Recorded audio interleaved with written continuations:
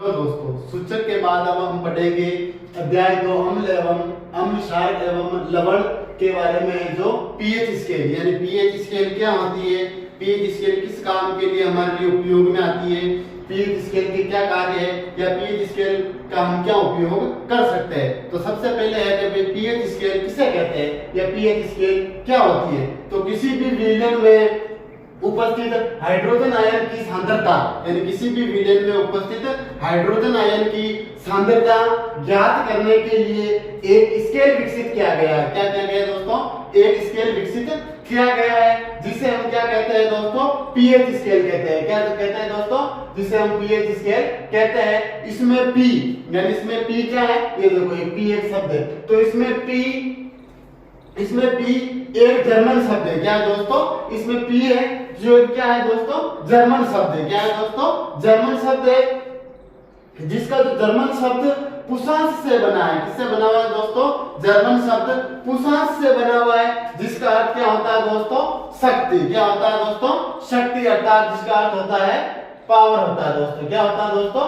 शक्ति, अर्थात जिसका अर्थ होता है पावर होता है। अब हम पीएच स्केल यानी पीएच स्केल किस प्रकार की होती है दोस्तों, पीएच स्केल का चित्र किस प्रकार का होता है उसके बारे में मैं आपको बताऊंगा। पीएच स्केल का चित्र एक साधारण स्केल की तरह ही होता है दोस्तों, जिसमें पीएच स्केल का चित्र आपको ये दिख रहा होगा, मैंने पहले ही बना दिया है।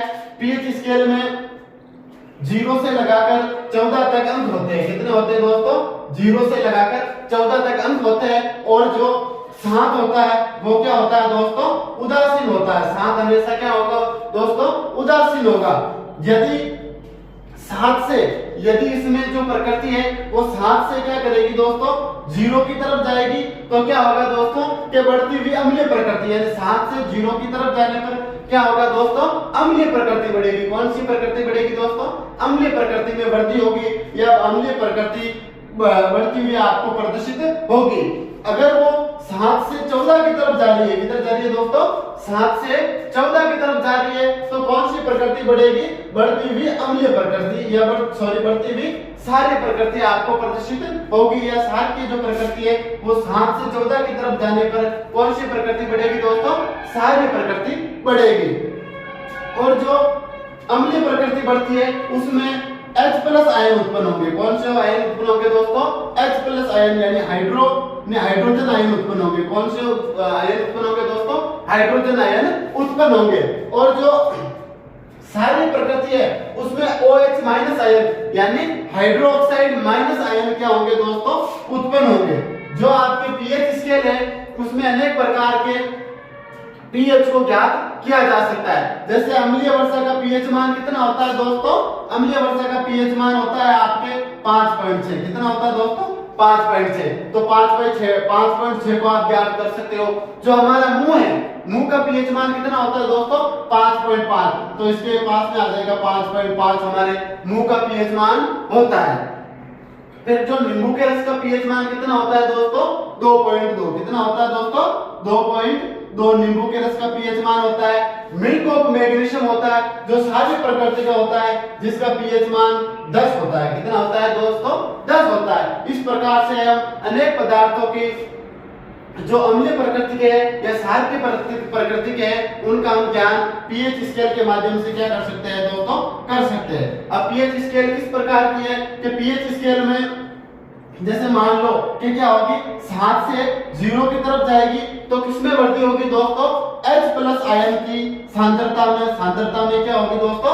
वृद्धि होगी। H+ आयन की सांद्रता में क्या होगी? यानी 7 से अगर वो 0 की तरफ जा रहा है तो H+ आयन की सांद्रता में क्या होगी दोस्तों?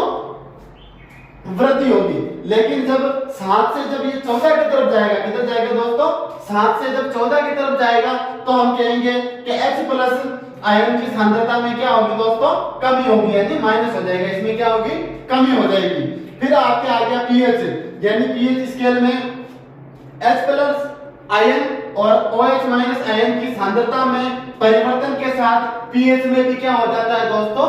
परिवर्तन हो जाता है। यह आपके एक चित्र है। फिर आ गया पीएच स्केल क्या है, यानी पीएच स्केल में ये आपने पीएच स्केल का चित्र बना दिया। अब इसको किस प्रकार से समझाएंगे कि पीएच स्केल में क्या क्या हो रहा है। तो उसमें सबसे पहले क्या है कि इस पीएच स्केल में 0 से अधिक अम्लता, यानी शून्य क्या होगा, जब ये शून्य की तरफ जाएगी यानी जीरो की तरफ जाएगी तो अधिक अम्लता, यानी अम्लता क्या हो जाएगी दोस्तों, बढ़ जाएगी। यानी सबसे अधिक अम्ल कौन है दोस्तों, एक से, यानी जीरो से एक तक सबसे अधिक क्या है दोस्तों, अम्लता है। क्या है दोस्तों, अम्लता है। तो क्या है कि इस पीएच स्केल से शून्य यानी जीरो, क्या है दोस्तों, शून्य अर्थात जीरो से अधिक अम्लता से 14 यानी 14 नंबर पर जो आपके 14 से अधिक क्षारीय, यानी जीरो पर क्या हो जाएगा, अधिक अम्लीय हो जाएगा, और 14 पर क्या हो जाएगा दोस्तों, अधिक क्या हो जाएगा, क्षारीय तक पीएच को क्या कर सकते हैं, हम ज्ञात कर सकते हैं। यानी जो इस पीएच स्केल है उसमें हम जीरो से लगाकर, यानी जीरो अधिक अम्लीय है और 14 अधिक क्या है, क्षारीय तक पीएच को हम क्या कर सकते हैं दोस्तों, ज्ञात कर सकते हैं। साधारणतः पीएच को ऐसी संख्या के रूप में हम देखते हैं जो कि किसी विलयन में अम्लता अथवा क्षारीयता को दर्शाती है। यानी पीएच स्केल में हम साधारणतः ऐसी संख्या को देखते हैं, यानी जो ये संख्या है ऐसी संख्याओं को हम देखते हैं जो हमेशा क्या करती है, अम्लता और क्षारीयता को प्रदर्शित करती है या हमें दिखाती है। फिर आ गया हाइड्रोनियम आयन की सांद्रता जितनी अधिक होगी, यानी जो हाइड्रोनियम आयन है, जो ये आयन बन रहे हैं, जिन आयनों की संख्या क्या होगी दोस्तों, जितनी अधिक होगी, यानी जिनकी जो सांद्रता है वो जितनी अधिक होगी, उसका जो पीएच होगा उतना ही क्या होगा दोस्तों, कम होगा। उसका जो पीएच मान उतना ही क्या होगा दोस्तों, कम होगा।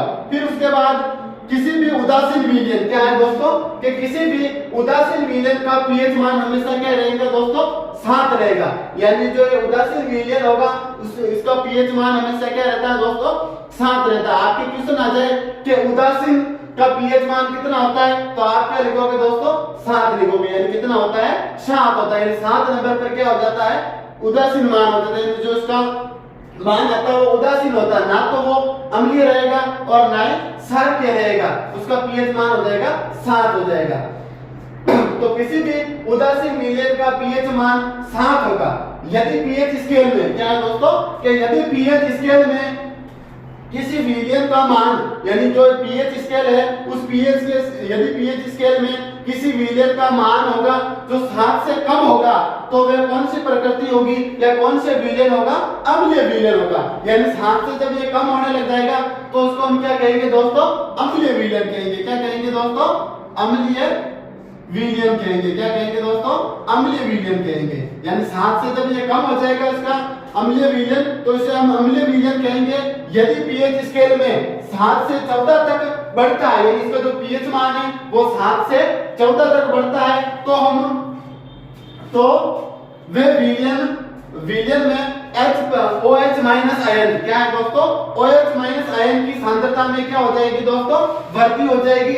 या OH माइनस आयन की सांद्रता में वृद्धि को वो क्या करेगा दोस्तों, दर्शाता है। अर्थात ये क्षारीय प्रकृति को क्या करेगा दोस्तों, प्रदर्शित करेगा। क्या करेगा दोस्तों, प्रदर्शित करेगा। यानी जब 7 से 14 की तरफ ये चला जाएगा तो OH माइनस, क्या दोस्तों, OH माइनस आयन की सांद्रता में ये वृद्धि को क्या करेगा, दर्शाएगा। क्या करेगा दोस्तों, दर्शाएगा। यानी इसमें क्या हो जाएगी, वृद्धि होने लग जाएगी। तो ये कौन सी प्रकृति को दर्शाएगा दोस्तों, क्षारीय प्रकृति को दर्शाएगा। कौन सी प्रकृति को दर्शाएगा, क्षारीय प्रकृति को ये क्या करेगा दोस्तों, दर्शाएगा। क्योंकि इसमें क्या हो रहा है दोस्तों, कि OH माइनस आयन की सांद्रता में क्या हो रही है, वृद्धि। यानी OH माइनस आयन की सांद्रता में जब वृद्धि होगी, 7 से 14 की तरफ जब इसकी संख्या बढ़ेगी तो ये कौन सी प्रकृति हो जाएगी, क्षारीय प्रकृति हो जाएगी। और यदि 7 से 14 की तरफ H प्लस आयन या H प्लस आयन की सांद्रता में जब वृद्धि होगी तो ये कौन सी प्रकृति को दर्शाएगा दोस्तों, अम्लीय प्रकृति को दर्शाएगा। कौन सी प्रकृति को दर्शाएगा दोस्तों, अम्लीय प्रकृति को दर्शाएगा। यानी पीएच स्केल किसे कहते हैं, पीएच स्केल का आपको नामांकित चित्र बता दिया।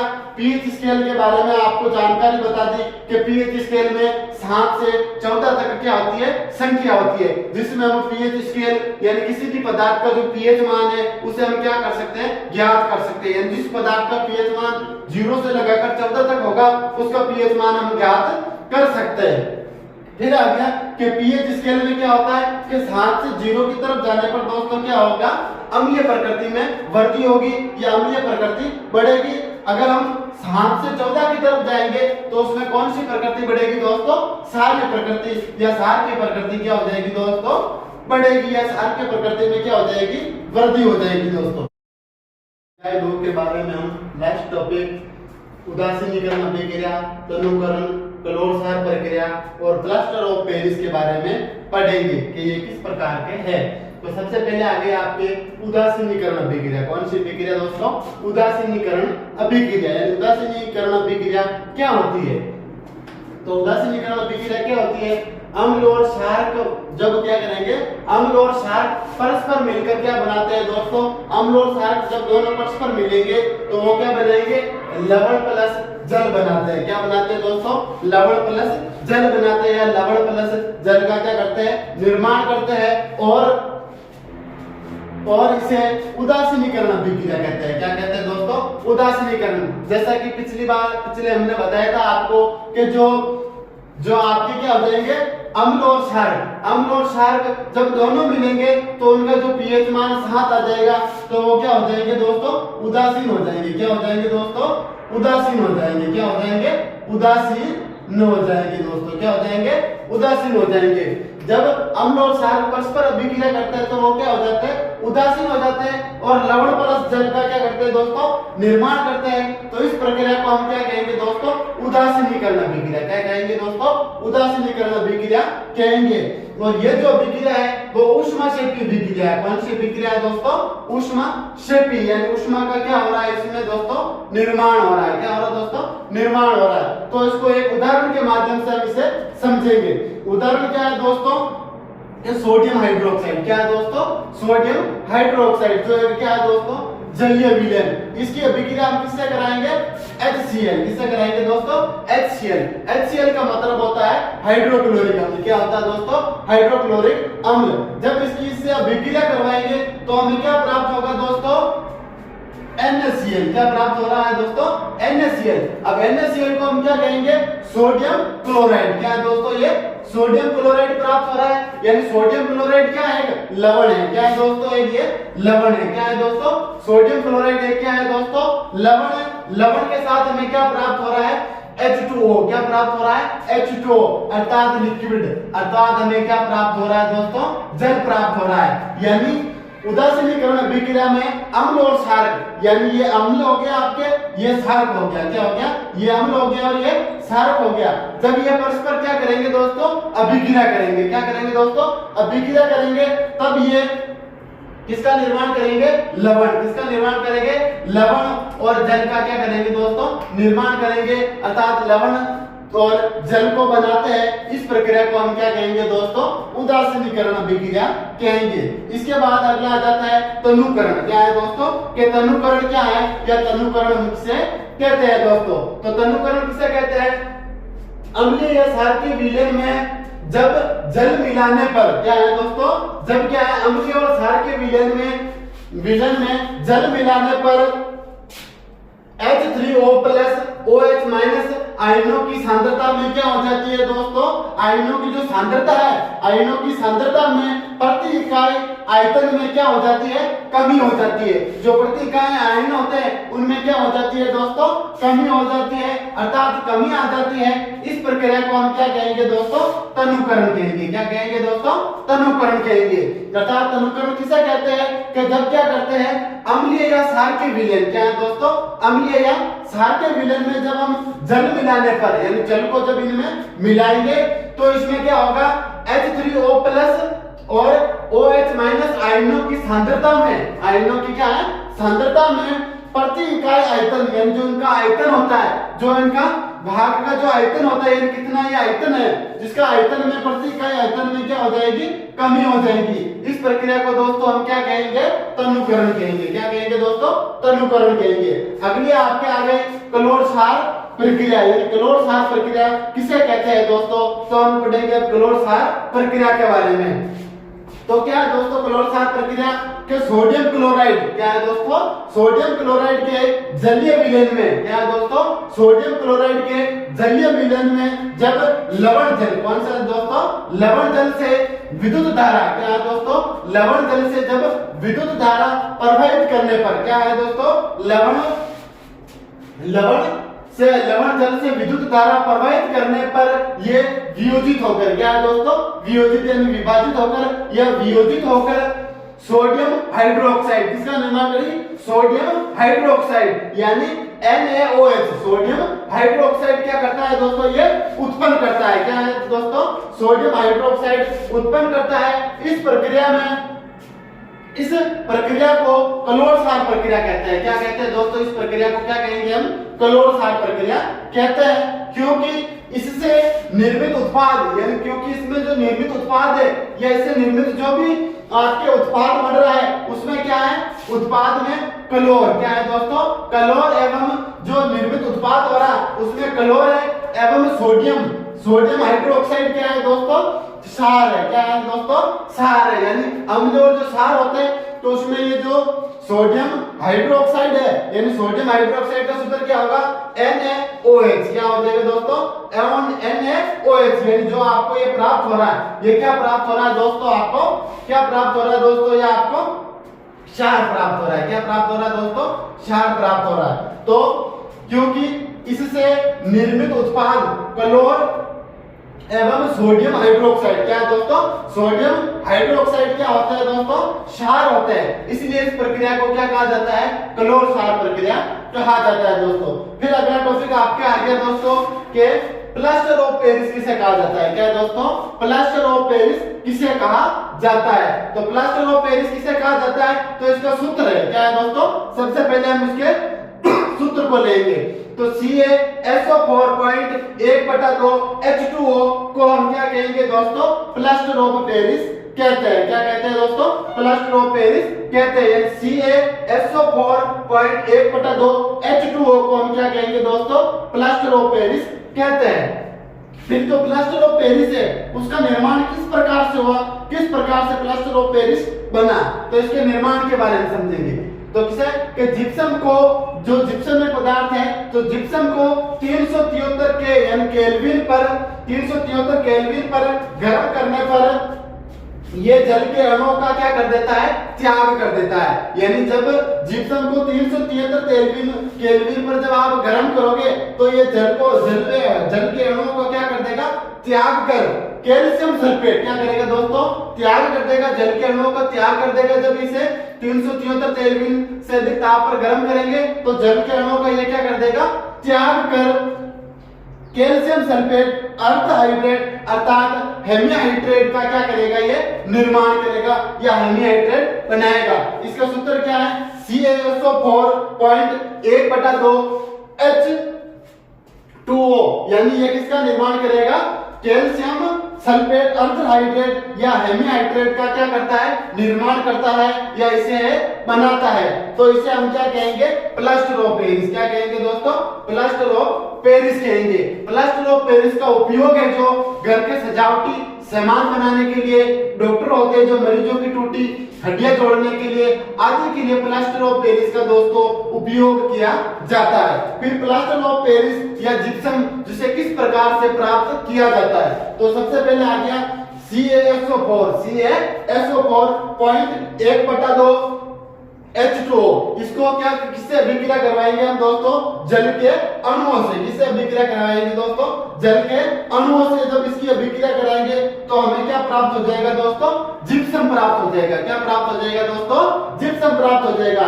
ये आपके जिप्सम का क्या आ गया दोस्तों, सूत्र आ गया। ये आपके क्या है, जिप्सम है, क्या है दोस्तों, जिप्सम है। अब जिप्सम का सूत्र क्या है, Ca, यानी इसके साथ जब इसकी अभिक्रिया करवाएंगे तो ये जल के जो अणु है वो दोनों अणु क्या हो जाएंगे, साथ में मिल जाएंगे।